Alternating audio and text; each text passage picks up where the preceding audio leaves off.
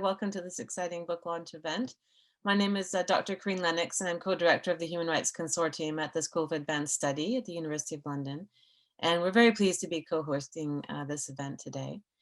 Our work in general focuses on supporting the dissemination of new research in human rights issues, and we're really delighted to be able to provide a space to share insights from this new edited book, Deadly Voyages, Migrant Journeys Across the Globe, edited by Dr. Veronica Fynn Bruey and Professor Stephen W. Bender. The contributors to the book offer a great range of country case studies and also multidisciplinary perspectives on the global phenomenon of migration. And this is an area of research also that our colleagues in the Refugee Law Initiative here at the School of Advanced Study are also contributing to, and I encourage you to take a look at their website, which I'll post in the chat for more details. Let me also extend a warm welcome to the contributing authors that are joining us today from around the world, and I really look forward to learning from your presentations and your research as featured in this important new volume. Just a bit of housekeeping. I think people are used to Zoom by now, but if you can keep your microphone off unless you're speaking. And I believe that we are recording this event for the purposes of sharing it on a public platform of our website, and possibly Veronica and colleagues would possibly share it elsewhere. We'll just record the presentations, not the discussion session, in line with our normal practice. So in a moment, I'd like to hand over to Dr. Veronica Fynn Bruey to chair the presentation and the discussions on the book, which she carefully co-edited, which is extremely difficult task, especially with so many contributors. So a huge respect to her and her colleague for completing it. She's a multi-award winning author and a multi-award winner, a passionate academic advocate. Here at SAS, we have worked with her in different capacities, including, importantly, she is a research affiliate to the Refugee Law Initiative that we host. Additionally, she is the director of the Flowers School of Global Health Science and a faculty affiliate at Seattle University School of Law. In 2009, she founded the Journal of Internal Displacement, the only scholarly platform committed to global displacement concerns. She also co-founded the Law and Society's collaborative research network on displaced peoples, as well as founding the Voice of West African Refugees in Ghana. And she also leads the Law and Society Association's International Research Collaborative on Disrupting Patriarchy and Masculinity in Africa. She has widely published her research in addition to the book that we will discuss today. And importantly, Dr. Fynn Bruey is a born and bred Liberian war survivor, a lived experience that clearly informs all of the aforementioned work that she has achieved. So without further ado, over to you, Veronica.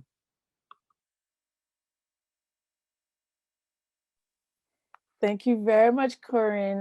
This is an honor. Thank you so much. I feel blessed for the opportunity you and Gemma have given us to share our work with you. I very much appreciate it, and I really hope there will be more opportunity for us to collaborate, especially with the Refugee Law Initiative project now moving to the Human Rights Consortium in the future.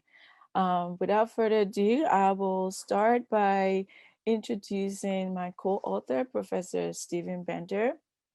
And I must say that Professor Bender is my mentor, and I met him in 2017 at Seattle University School of Law. And since then, he's always been a great support for me. He's literally taken me under his wings, which is quite rare for an academic of his caliber, to nurture me and train me and help me to grow in both my personal and my professional life. So I owe a lot to Professor Bender. When I got an invitation for this book, which was quite interesting because I've never really received an invitation from a publisher to do any publication work. You always have to submit a proposal and then sit back and see whether your proposal is accepted. But Professor Bender was the first person I reached out to because I wasn't confident enough to start this whole book process, book publication process on my own. And he just immediately welcomed me, and we sat down and planned. And from the beginning of the concept of the idea, straight through the way we are now. He's been there for me. So I'll just read a little bit about what he does at Seattle University School of Law. He is the Dean, the Associate Dean for Planning and Strategic Initiatives and Professor of Law at Seattle University. He is an advocate for compassionate migration policies and an anti-subordination ideals. His scholarly book include Mea Culpa, Lessons on Law and Regret from U.S. History, published in 2015, Run for the Border, Vice and Virtue in U.S.-Mexico Border Crossing, published in 2012, Greasers and Gringos, Latinos, Law and American Imagination, published in 2003, and forgive me for my poor Spanish, Tierra a Libertad, Land, Liberty, and Latino Housing, published in 2010. And he is the editor for Compassionate Migration and Regional Policy in the Americas, that was published in 2017. Professor Bender is also a member of the American Law Institute. He served as a co-president of SALT and a co-chair of LatCrit, a praxis-minded community of international scholars. So without wasting too much time, I would just go straight into the PowerPoint presentation. So I've already introduced Professor Bender, and I'll introduce our 4 speakers today, amazing contributors out of the 12 chapters that we wrote that will be sharing their chapters, their work with you today. I'll introduce them just before they speak, but I just want to give you just a general gist about the book, and there are more details. We have a 30% discount for those of you who are logged in and are very much interested in the book. So please go onto our website and even if you go to University of London, link that you receive, it will direct you to the book publication page and you will get your 30% discount. So I've already introduced Professor Bender and myself, so can we move to the next slide? Yes, and so this is our book cover. Why I put the book cover on there is because of the image we have on the cover. I would really love to appreciate and say thank you to one of our authors, Nergis Kanafi. She's not able to present today, but she did the artwork for the cover of our book, and it speaks a lot to the challenges that a lot of migrants are facing across the globe when they do their perilous journey, especially by sea. Some do their journeys by road, but this is an example of how migrants cross over using water, and somebody is literally there to point out their hand to welcome them on shore. So it was very touching. It's very personal that we can have one of our authors who is also an artist to contribute to the cover of the book. The next slide, please. Next slide, please. Yes. And of course, it's important, as Corinne highlighted, I'm a survivor of war and violence. And so the work that I do and how I've become quite passionate about this work is very much grounded in our experience as a war survivor.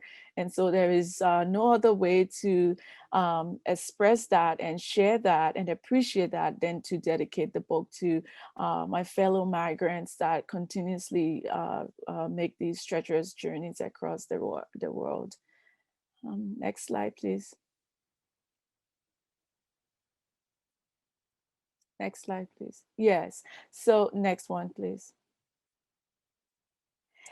So the book is divided into, I think, 4 or 5 parts. The first part is looking at dangerous journeys, and I'm not going to spend too much time because we need that time for our speakers and our discussion time. So I'll just gloss over it because all of this is also online, but I would like to highlight our contributors today, our authors today.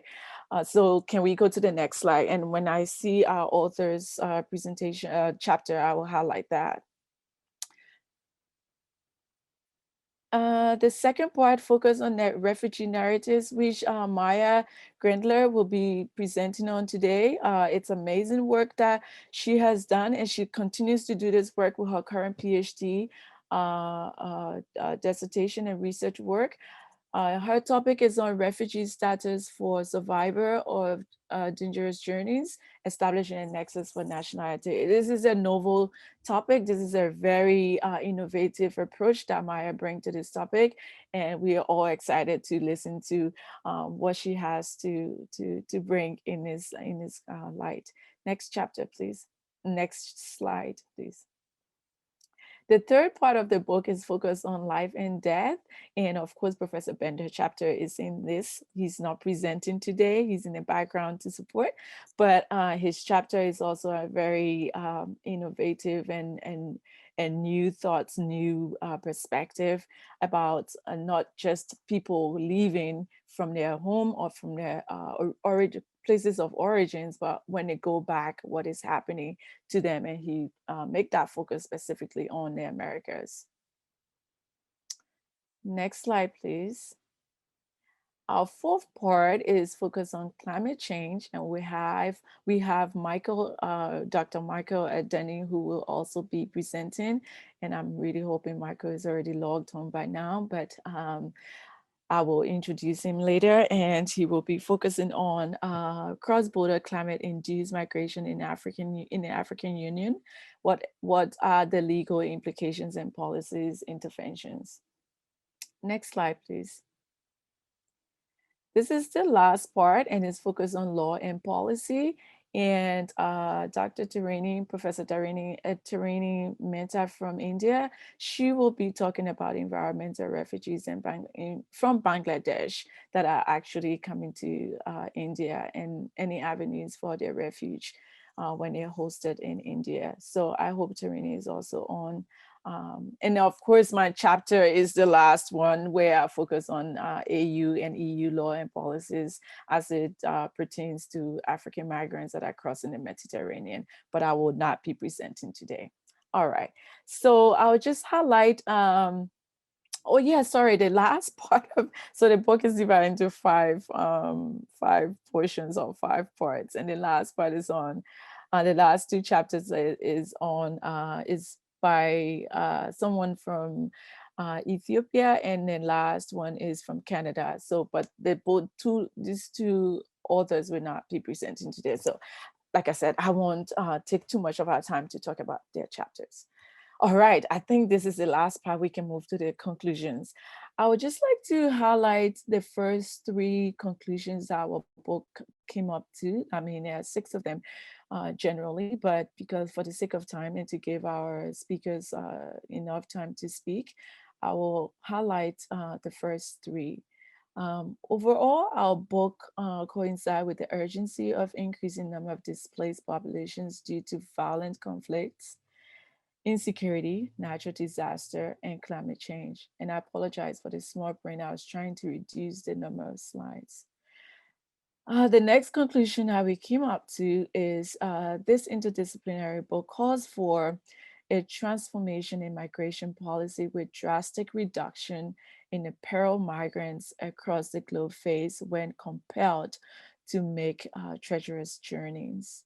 And the last part of the conclusion, or the third part of the conclusion, seeks to inform, educate, persuade, and facilitate newer or less heard perspectives toward wider participation and influence within the forced migration and displacement policy debate. And you will see this re-echo, or these conclusions re-echo through the 4 speakers that will be presenting. I will start with Maya and Francisca, then Michael and Tarini. So Maya is currently a PhD student in the School of Law at Queen Mary, which is a conglomerate of the University of London in England.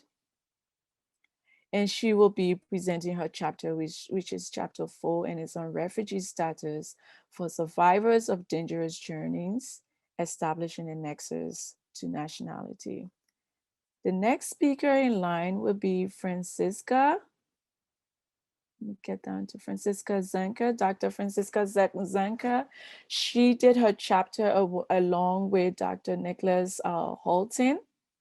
But Dr. Nicholas Holden is not speaking today. Only Francisca will be speaking. And Francisca, Dr. Zenka is a senior researcher for a cluster head at the Arnold Bergstadtstelle. You have to help me. Dr. To be Zenka. honest, I can hardly say it too. Arnold Bergstadtstelle Institute, but Right. you can also just call it the ABI, which I'm sure everyone will know what it stands for. Okay, the ABI, and it's in Germany. Dr. Zenka presented on responding to the back way, the migrant crisis, in the Gambia. Next in line will be Dr. Michael Adani.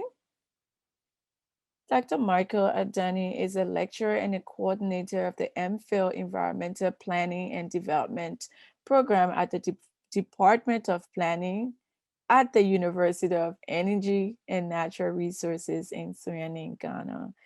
He will be presenting on managing cross-border climate-induced migration in the African Union, legal implications and policy interventions. And after Michael will be Dr. or Professor Doreen Minta. She's just been promoted to associate professor. And she is also the Assistant Dean of Student Affairs at the Gender School of Environment and Sustainability at OP Gender Global University in India. Dr. Professor Minta will be presenting on environmental refugees from Bangladesh, avenues for refuge in India. So without further ado, I will give the floor to Dr. Zenka to start her 10-minute presentation. And I will give you a sign for 5 minutes before the time and a sign for 1 minute before you end.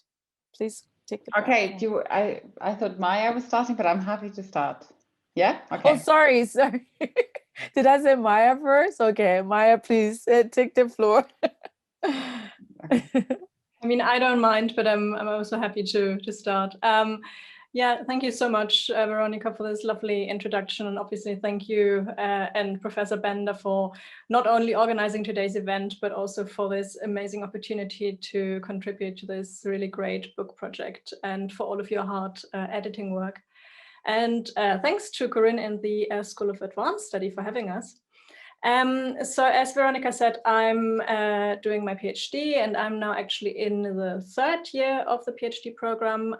But when I was writing the first draft of the chapter that I contributed to Deadly Voyages, I hadn't actually started my PhD yet. So the first draft of the chapter was based on my PhD research proposal.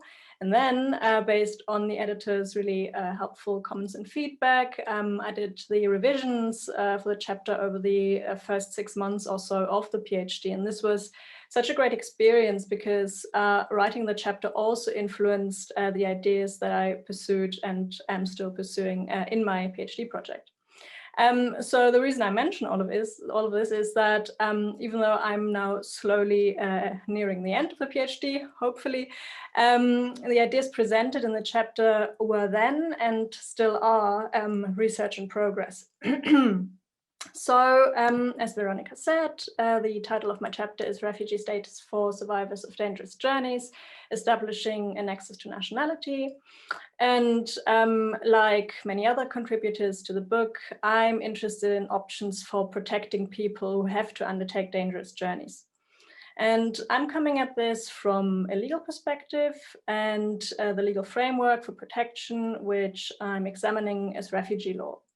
So as the title of the chapter suggests, I'm interested in whether survivors of dangerous migratory journeys may be able to claim refugee status. And of course, a lot of people who undertake dangerous journeys, for example, to the EU, then apply for asylum, and some of them are granted refugee status or other forms of protection based on what would happen to them in their country of origin, should they be returned there. But I'm interested in the question whether someone who cannot claim protection based on a fear of harm related to the situation in the country of origin can instead rely on the fear of having to undertake another dangerous migratory journey. So those of you who are familiar with refugee law will know that the 1951 Refugee Convention is the main international instrument on refugee protection. And the Refugee Convention contains the definition of the concept of a refugee, which in the interest of time, I'm not going to read out now. I'm just going to summarize the refugee definition by saying that as long as a prospective refugee is already outside her country of origin, there are basically three main criteria that she has to fulfill in order to meet that refugee definition. So first of all, she has to have a well-founded fear of being persecuted, which means there has to be a forward-looking risk of harm rather than just past experiences of harm. And secondly, the harm that this person fears has to amount to persecution. So this basically means that the harm has to be quite serious and the country of origin must be unable or unwilling to protect against it. And finally, the fear of being persecuted has to be connected to at least one of the 5 refugee convention grounds. So it has to be for reasons of race, religion, nationality, political opinion, or membership of a particular social group. So the refugee definition is actually quite complex, and there's ongoing judicial and academic debate about its individual elements and their interplay. And if you read my chapter, you will notice that I do examine all 3 main elements of the refugee definition, but that because it is only one chapter, I don't actually go into a lot of detail on the intricacies of refugee law. And the question of survival, of whether survivors of dangerous journeys can claim asylum really can't satisfactorily be answered in a single chapter. I'm hopefully just going to be able to answer it in about 100,000 words, which I'm allowed to write for the PhD thesis. So all that this chapter can do is give you an overview of some of the issues this question raises and ideas how to answer those questions. So in the chapter, I start by looking at whether harm experienced during dangerous journeys amounts to persecution for the purpose of refugee law. And it is fairly widely accepted that persecution can be conceptualized as a combination of serious harm and a failure on the part of the country of origin to protect against that harm.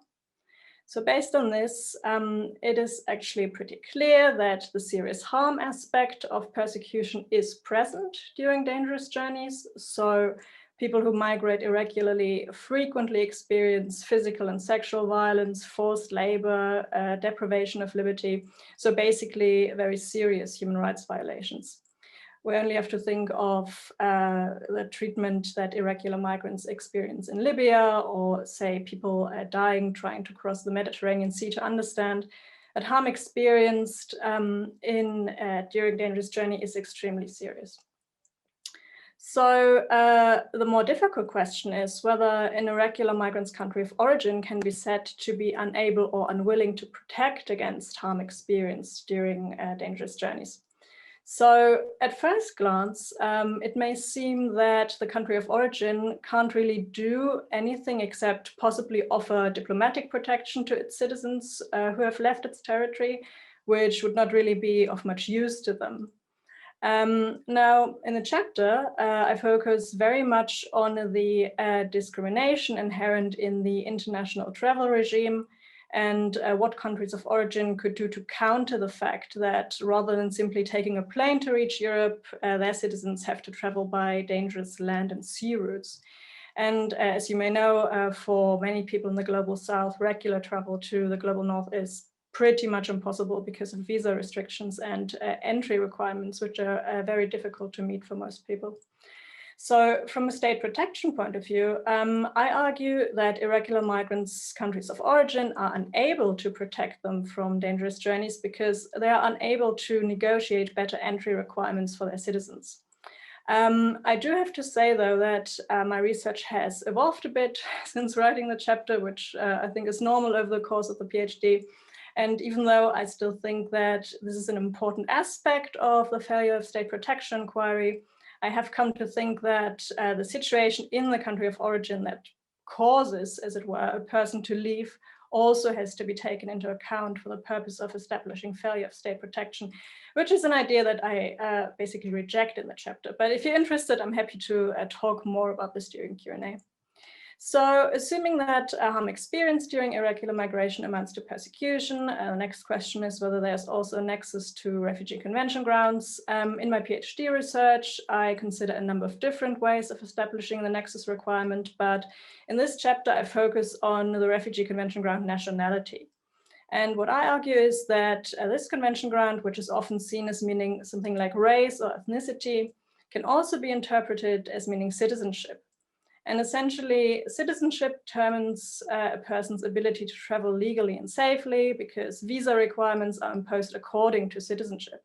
So if you have the misfortune of being born a citizen of a state whose nationals cannot easily travel internationally, or if even worse, you're born stateless, this explains your predicament of having to travel irregularly. So the fear of undertaking a dangerous journey is for reasons of your citizenship or nationality. And finally, in the chapter, I consider the question of future risk, and I argue for an individual determination of whether a person who has already undertaken a dangerous journey would do that again if returned to a country of origin. As I mentioned earlier, in practice, the argument that survivors of dangerous journeys should be able to claim asylum would be most relevant to those who are found not to have a well-founded fear of being persecuted within their country of origin, and who would therefore rely solely on the fear of another dangerous journey. But of course, you would not leave your country of origin for the first or a second time and undertake such a journey unless circumstances in that country and perhaps also factors in the country you're aiming for compel you to leave. And the future risk inquiry is probably the part of my research that has benefited the most from a new methodological approach, which I had not yet decided on when I was writing this chapter. I'm now actually comparing the possible protection claims of survivors of dangerous journeys to asylum claims of trafficked persons. And I do this because both trafficked persons and survivors of dangerous journeys experience very similar types of harm outside the country of origin. And for trafficked persons, this is no obstacle to claiming refugee protection. And the reason I mention this now is that looking at trafficked persons' asylum claims has given me a really good idea of how to establish future risk based on both factors in the country of origin and vulnerabilities acquired during the migratory journey. And this is something I would also be happy to expand upon during Q&A. So I see that I'm running out of time. So just as a closing remark, in the chapter, I could not really give a final answer to the question whether survivors of dangerous journeys should be able to claim refugee status. I still cannot say for sure that this will legally be possible, but having thought about this for 3 years at this point, I do still think that this is an argument that can be made. Thank you so much for listening. Thank you very much, Maya. That was fantastic. That was amazing. It's just so refreshing to listen to you after we spent almost 2 years working on this project, to actually listen to you talk about your chapter. So without further ado, we will shift to Dr. Franziska Zanke. Let me just unmute myself. That would be a good start. Sorry, as I said, it's suddenly become sunny, so I've got some sun in my face. Apologies for that, even though, of course, I should enjoy the sunshine when it's there. So just like Maya, I also really wanted to thank everyone here today, and also really very much to Stephen and Veronica for giving Niklas and myself, who's my co-author, the opportunity to take part in this very exciting venture. So I'm really excited to also join this book launch today and to present a chapter on the Gambia, which I wrote together with Niklas Holten, as Veronica mentioned at the start, who's based at the George Mason University in the USA. I want to start by looking back probably 1.5 years ago. In November 2019, at least 150 Gambians boarded a boat en route to the Canary Islands. And just off the coast to Mauritania, the overcrowded and unseaworthy vessel capsized. According to the IOM, at least 62 people on board, which included children, drowned. In 2014, which was a few years before then, the former president, but who was still president at the time, and dictator that brutally ruled the Gambia over 2 decades long, Yahya Jammeh, gave a speech to the UN General Assembly in which he argued that Westerners were racist and inhumane, and that they were, and I quote, deliberately causing boats carrying Black Africans to sink, only to select a few lucky ones to be rescued and sent to concentration camps called asylum seeker camps.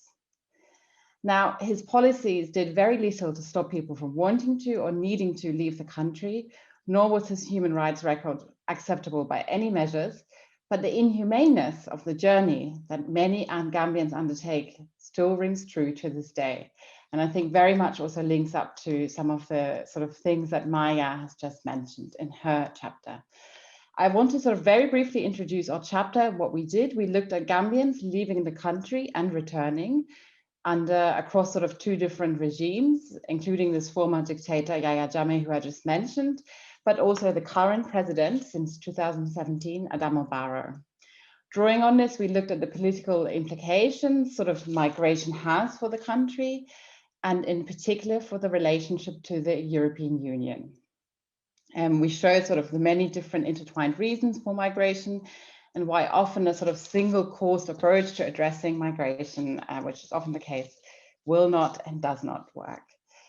In a brief introduction to the chapter I would give today, I would just want to briefly mention the historical patterns of migration in the Gambia, the causes and reasons for migration, as well as the current primary response to which to these migration patterns, which primarily focuses on the youth. So starting on the first point, patterns of migration, the Gambia, which is a very tiny country, is entirely surrounded by Senegal, except for a small Atlantic coastline, and has long been, like many of the countries in the region, a country of migration and mobility. Like elsewhere in the region and across Africa, people historically moved for trade, searching for new land, or fleeing from conflicts. This was reinforced through colonization, the slave trade, and cash crops being grown across West Africa. More recently, from the 1970s onwards, a strong tourism sector has encouraged Gambian businesses, friendships, and families, and led to rising intercontinental movements. Such migration has increased significantly in both numbers and social relevance. Nonetheless, and this is really important to stress, mobility within the region, so within West Africa, still accounts for most cross-border movements. And I think it's also very important to note, whilst migration to Europe and to the US was very common in the 1970s and 80s, many Gambians went abroad to study and to go there. There's, for example, very large Gambian communities, both in Chicago in the US and in Bristol in the UK. These regions became increasingly restricted over the years towards migrants from West Africa. And I think, as Maya also mentioned in her talk, today it's basically nearly impossible to enter these countries legally. Under the former President Jammeh, leaving the country quickly became a coping strategy of dealing with the political and economic restrictions of the dictatorship. In recent years, the Gambia became one of the highest per capita origin points for migrants crossing the Mediterranean. So despite a population which, as I said, tiny countries, just over 2 million, Gambians made up the 5th highest number of arrivals in 2016 and 17 in Italy, so arrivals in Italy from the Mediterranean route. Figures on how many Gambian migrants are in neighboring countries in the region, or those who have stuck or died on a dangerous journeys are unknown. Thank you, Veronica. Whilst the most popular route for Gambian migrants used to be towards Spain via the Canary Islands, this route was effectively shut down after 2006 through combined African and European forces, the recent resurgence of this route notwithstanding. The Canary route was quickly replaced by the notorious backway, the so-called backway, which is also the name of the chapter, where young Gambians, mostly but not exclusively male, embarked on a perilous journey from the Gambia through Senegal, Mali, and Niger into Algeria, mostly Libya. From there, though many do get stuck in Libya, they travel by boat to Europe. In some, migration has a long history and is mostly regional, but has also traditionally taken Gambians to places beyond West Africa. I come to the second part, and this one I will keep nice and short because I also know I don't have a lot of time left. So there's a number of reasons for migrating, especially in recent years. And a primary reason is, of course, the lack of employment in the country, which was heightened by the deteriorating economy in the Jammeh years. This means that even people in employment or having completed some forms of skill trainings may feel like they have to leave as wages are so low they can hardly survive. And a second reason is a cultural impetus to provide. In the Gambian case, this is also frequently tied to the patriarchal notion that men in particular have to look after the family. And when this is not possible in the country, families will often sell off their lands, cattle, or any other property or valuables in order to send off the younger generation to Europe. Now, I will move to the last section, responding to migration. Even though most of it is within the region, as I said, the backway, the so-called backway, has received a lot of attention, both from the Gambian government as well as actors outside like the EU and the US. In many ways, this is of course justified given the high number of deaths and tragic human consequences. But as I will sort of briefly argue, the way this has been done is very much insufficient. So there's been two main responses. One of them has been information campaigns, so providing information on the danger of the backway, and the other one has been job and training creation programs. And both of these I primarily target at the young population. Just to mention one of these job creation programs, so World Bank, as a preface to that, the World Bank study from 2018 puts youth unemployment at 41.5%, and the average age of Gambians is 17. So of course, it makes sense that the new government that came into power, but through the ballot box with a big surprise, ended the dictatorship of the Barry regime. Its government is concentrating all efforts on reducing the number of young people that are not in education, not in employment, and not in training. And one of these projects is this major EU-funded project called Youth Empowerment Program, which was started in 2016. It's endowed with about 11 million euros. And seeks to create economic development is explicitly aimed at tackling the root causes of irregular migration by creating training employment opportunities for the Gambian youth. And it has quickly really become one of the most invisible initiatives in the post-Jammeh era, with an active social and media presence in the country. As I said, so I won't mention the other examples. And as I said, there's also these information campaigns, which largely uses returnees from Libya to send a message about the danger of the backway to the general public, but especially the youth, through newspaper adverts, radio announcements, short films for TV and social media channels. While both these approaches are sure to have helped some individuals, on the whole, they do little to solve, if you want, the Gambian migration problem, if you want. Yeah, 1 minute is perfect. On the whole, people decide to go in the backway, not because they're not aware of the dangers of it, but because they feel like they have little other choice. Secondly, I also want to say that no amount of skills training and entrepreneurial advice will help when there's no functioning job market. The economic malaise, underemployment, and poverty of the country has not yet been adequately addressed by the new government, and has, of course, surely worsened in the pandemic. This almost exclusive focus on youth also is insufficient because the Gambia, as I sort of mentioned at the beginning, has long been a country of migration, with cultures of mobility across all generations. And so the responses to this issue would also need to consider the wider social networks. I can say a lot more things, but I won't, also to leave space to the other presenters, but I'm looking forward to discussing more in the Q&A.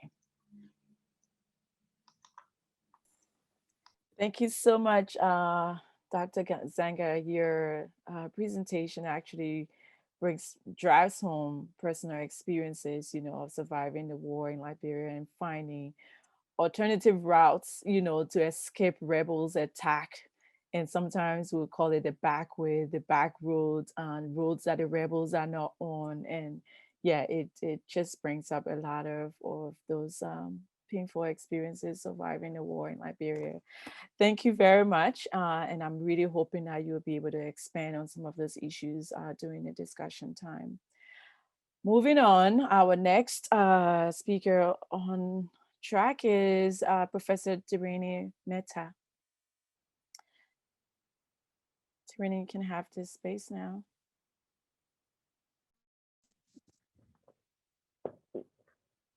Hi, can you hear me? Can you see me? Hi, great. So it's great to be here and to be a part of promoting this book, which what got me interested in this in the first place is that it's bringing out stories and experiences which need to be highlighted more. I mean, we all talk about refugee movements, and we all talk about refugees, particularly in the case of environmental refugees, which is what I've focused on. But still, I mean, it's not something which has become real for a lot of us. You know, the kind of scale of the problem, I think, is something which the human mind kind of can't fathom, that this is the millions of people who are going to be displaced, and it's already happening. You know, so that aspect of it is something which this book highlights, which is a very important discussion to be having. And I have in my chapter focused on Bangladeshi refugees coming into India, and in this case, Bangladesh is exceptionally vulnerable to climate change. As I'm sure all of you know, it has been estimated that by 2050, about 1 in every 7 people in Bangladesh will be displaced due to climate change. And up to 18 million people may have to move because of sea level rise alone. And in addition to this, Bangladesh is also extremely vulnerable to river erosion, and the country could lose between 11 to 20% of its land by 2050. And half of one of Bangladesh's largest islands, the Bhola Island, it has already been submerged owing to rising sea levels. So about 500,000 people have been rendered homeless already as a result of this. So when you look at Bangladesh, climate change and the impacts of climate change are already happening and already impacting people's lives. People's lands are being washed away because of sea level rise and so on. And while many of these people will remain within Bangladesh as internally displaced persons, a large number of them will migrate to neighboring India, especially as resources within Bangladesh are not able to support the increasing number of displaced persons. A lot of these displaced persons will move to Dhaka, for instance, major cities of Bangladesh, and these cities will not be able to cope. And so the next port of call will be India for these refugees. And when it comes to environmental refugees, those that migrate across international borders find themselves in a very strange sort of legal vacuum where they are not adequately protected by refugee law. And while there are a number of ways to protect them under the Refugee Convention, which are being debated, some of them are highlighted in this book itself. But this is, again, going to be an extremely uphill battle, and it is doubtful how far the Refugee Convention will actually be able to protect environmental refugees and how far the Refugee Convention can actually be expanded to protect environmental refugees. And nonetheless, environmental refugees should ostensibly be protected by human rights. Human rights are those rights that all people are endowed with by virtue of their humanity. And equal access to the most fundamental human rights is a guiding principle of the human rights regime. But again, the ability of the human rights regime to deliver on this promise is debatable, but it is also, again, one of the key solutions that needs to be explored and that needs to be pushed from the point of view of policy, government, and so on. So this chapter looks at the human rights regime and it places it in the context of India and the Bangladeshi refugees. India is not party to the Refugee Convention, and so the human rights regime becomes the key sort of avenue for those trying to find a way to protect Bangladeshi refugees coming into India. And while some of the rights contained in the key human rights text, the Universal Declaration of Human Rights, ICCPR, ICSCR, are tied to citizenship or resident status, certain rights are just so fundamental in nature that they go beyond the bounds of legal status. And their value stems from their relationship with the very core of human existence. And the right to life is one of those. And international and regional conventions, as well as national constitutions around the world, have acknowledged the primacy of the right to life. The key question then that arises is, what are the parameters of the right to life? Is it just to protect life, stricto sensu, or life in the broader sense of a certain quality of life? So is the right to life merely the right to be alive, or is it the right to live with a certain dignity, which implies the provision of certain basic needs? And all of us, all human beings, have certain basic needs. We need food, we need shelter, freedom from violent assault, threats, and so on. All these are necessary for survival and also for living a productive life of dignity. So therefore, there are a lot of scholars who assert that needs establish human rights. And no right has as fundamental a role in meeting our basic needs as the right to life. And this is the reason why the UN Human Rights Committee has called it the supreme right, as basic to all human rights. And the right to life has also been linked to environmental rights. And there's a great deal of Indian case law related to the expansion of the right to life to include the right to a clean environment, the right to water, and so forth. Now, of particular importance for environmentally displaced persons is the fact that the right to life is a non-derogable right. And it also entails an obligation of non-refoulement. This allows it to be an effective tool for the protection of non-convention refugees, as seen in the different kinds of protected status that is granted to asylum seekers that don't meet the criteria of the 1951 Refugee Convention. So now the question then is that could the right to life, in conjunction with the customary national law principle of non-refoulement, be extended to environmentally displaced persons as well? And case law from India is interesting in this regard, as it presents the right to life through an expansive lens.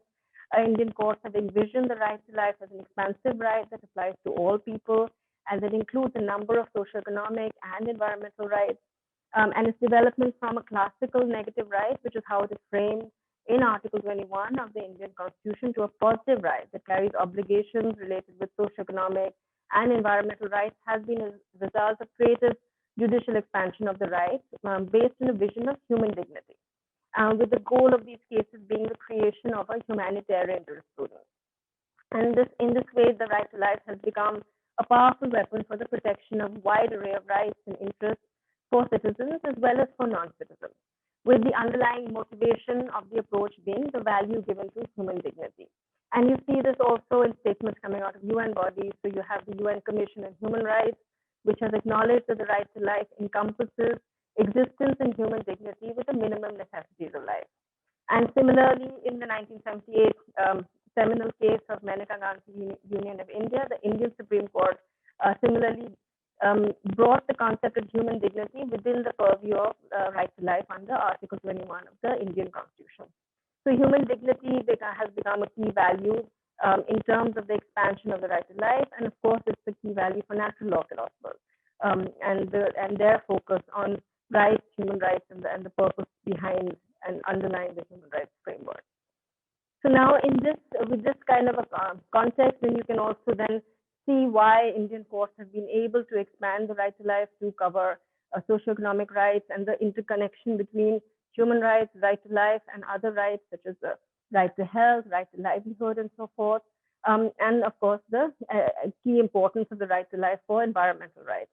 And again, here you have the Inter-American Commission of Human Rights, for instance, other international bodies which have also linked the right to life with the right to a clean environment, right to environment itself, and the fact that the degradation of the environment impacts the right to life. So that key connection.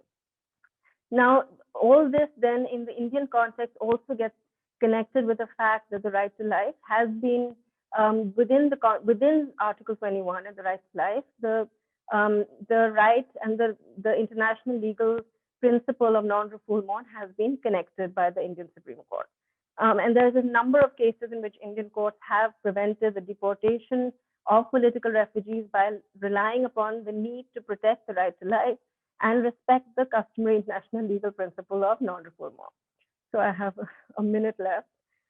So in that context, then through this kind of expansion and development, which is what the chapter tries to go into, for this reason, then my argument in this chapter is that the right to life can, in fact, be an important legal tool to protect Bangladeshi refugees coming into India, but also to protect environmental refugees internationally, considering the developments and acceptance of this sort of expansion of the right to life in terms of environmental rights and so forth in the international arena. And a key case with regards to this is the case where the Human Rights Committee has again linked the right to life and the impact on the right to life with related with climate change, and has then therefore linked that with the fact that those who are fleeing because of climate change can rely on Article 6 of ICCPR, can rely on the right to life, and on that basis require protection from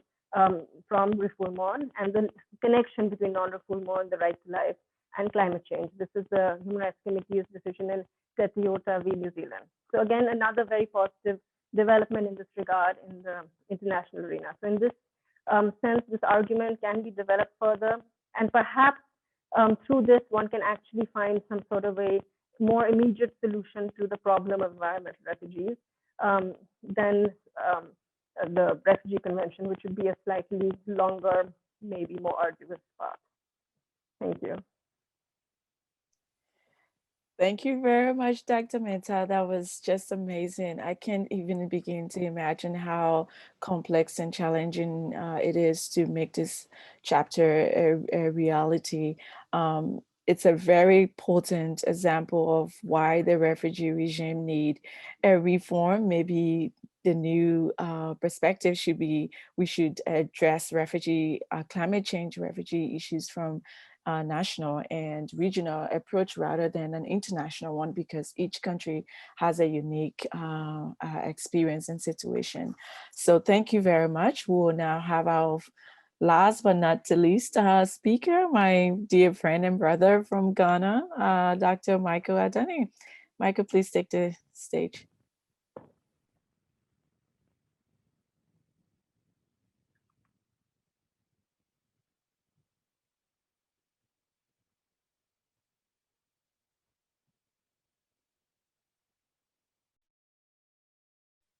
Michael, you're muted. We can hear you. Yeah, sorry.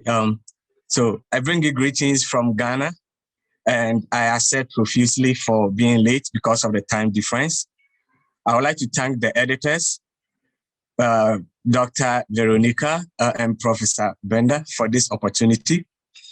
Writing this chapter was quite challenging, but it was dear to my heart because I was in Wuhan at that time, finalizing my PhD and the COVID situation and all that. So the topic of my chapter is managing cross-border climate-induced migration in the African Union, where I try to explore the legal implications and the policy interventions. So Dr. Mehta has already laid the groundwork for me, so I'll continue from there. Usually when we talk about climate refugees, we think about small island states that are on the verge of being submerged or inundated. But in Africa, the phenomenon is quite different. For instance, there are wide scientific reports that because of climate change, the Sahara Desert is expanding at a very higher rate. And this is our form of submerging, because now people's entire countries are going to be inhabitable because it cannot sustain their livelihood, because most Africans are farmers, or they are peasant farmers growing subsistent crops and even commercial crops, and also animal rearing. So if their land can no longer sustain them, then it means they have to move.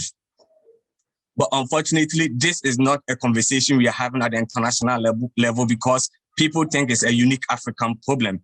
But the issue of refugee is global, because climate change, Africa still contributes very negligibly. Our combined carbon emission is 4.6, as against China's 24 and US 19%. European Union is 11%. Brazil and Japan cumulatively contribute more to carbon emission than even Africa. So I argue in this chapter that it is time that Africa should focus inward and try to develop its own policies, what we call African solutions for African problems, because as we know, the international refugee regime wasn't developed for Africa. It was developed for the victims of World War, who were basically Eastern Europeans and all that. And this prompted Africa, the then Organization of African Unity, to develop the 1969 OAU Convention governing specific aspects of refugee problems in Africa to address the gaps in the international refugee regime. So based on this, I argue that the African Union, which was formed with one of its principles being Pan-African solidarity, driven by African values such as Ubuntu, humanism. Ubuntu simply means that I am a human being because you are also a human being. So what affects one affects all of us. So in African settings, we are interested in protecting our fellow human being than even ourselves.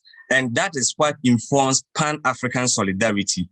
So I make a case that looking at the existing refugee regime, both internationally and at the regional level, there is no provision that recognizes and offers protection to climate refugees. Then the AU should rely on Pan-African solidarity in order for African countries to open their borders for refugees coming from other African countries.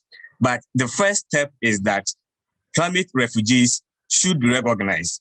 And I use empirical evidence from the Lake Chad Basin and East Africa, the Horn of Africa, Somalia, Ethiopia, and other parts of East Africa to make an argument that even though there are other traditional and conventional challenges like conflict and all that, most of these conflicts are even driven by climate impact because of struggle for natural resources, water, and farmlands. This is fueling conflict, but we are situating it in the context of armed conflict, peace, and security without looking at underlying factors. So why don't we revisit our founding values, such as Pan-African solidarity, mutual cooperation, and support, so that we will be able to protect African climate refugees instead of them crossing over to through the Mediterranean, making deadly trips. I know this is quite challenging. It is quite challenging because if we look at issues like xenophobia in South Africa, the middle income countries in Africa are closing their borders to other people from other African countries. But then at the end of the day, we keep saying that African solutions for African problems. Until we as Africans take our development challenges seriously and try to make cogent effort to addressing them, then shifting blames to other European countries wouldn't make the cut.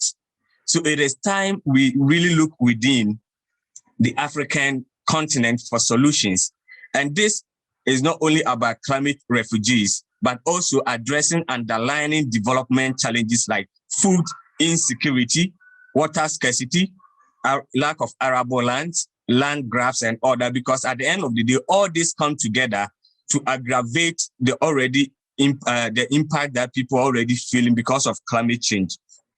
So in conclusion, I argue that the African Union should work with the United Nations High Commissioner for Refugees in recognizing climate refugees so that African countries will serve as resettlement locations for refugees coming from Africa, because the reason why there's a pushback at the international level is because the developed countries are afraid that when they recognize climate refugees, people from Africa and other developing societies will be trooping to Europe.